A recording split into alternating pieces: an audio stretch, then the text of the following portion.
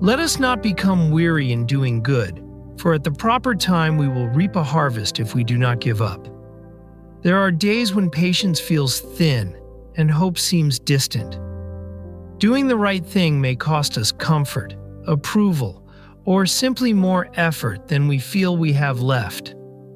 Weariness creeps in, the discouragement of not seeing change, of wondering whether kindness and hard work ever matter in a world moving too fast. But these words from Galatians are a gentle touch on the shoulder, a reminder to keep sowing good, even when no one is looking, even when the payoff seems invisible. There is a kind of harvest that doesn't come quickly. It's grown in ordinary choices, in unseen moments, in hours when no one applauds. To hold on through that loneliness is an act of deep courage. The promise is not for the hurried, but for the steady. Not for perfection, just for those who choose not to quit. Therefore, since we are surrounded by such a great cloud of witnesses, let us throw off everything that hinders and the sin that so easily entangles.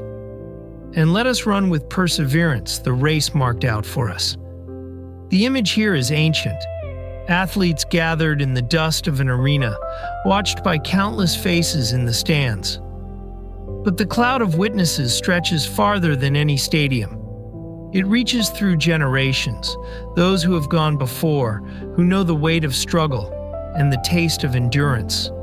Life's race rarely follows a straight lane. Some days it feels like running against a strong wind, shoes heavy with regret or fear. Perseverance asks us, quietly but fiercely, to lay aside what trips us up. Comparison, shame, old bitterness. The small voice whispering, it's not worth it. In their place, we pick up resolve. We keep running, not always quickly, but with our eyes set forward, step after step. Blessed is the one who perseveres under trial, because, having stood the test, that person will receive the crown of life that the Lord has promised to those who love Him. Some trials stretch for months, even years. The hardest days may not come with dramatic storms, but with the constant drip of doubt, disappointment, or silent suffering. James speaks of blessing not as an escape from pain, but as the quiet dignity found in persistence. To stand the test is more than gritting teeth. It is a rising resilience, an inner anchor holding through waves.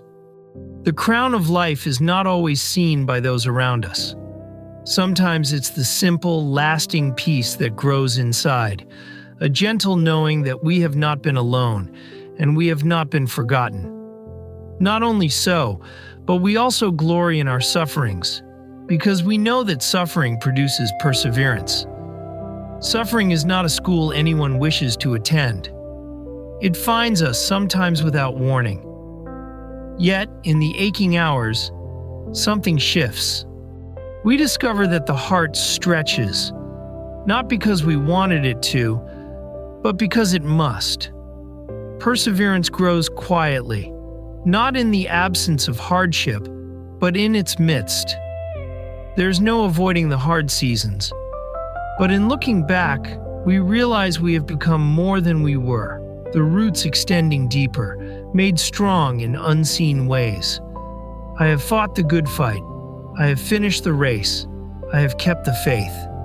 Some words are best heard at dusk when the day is nearly done.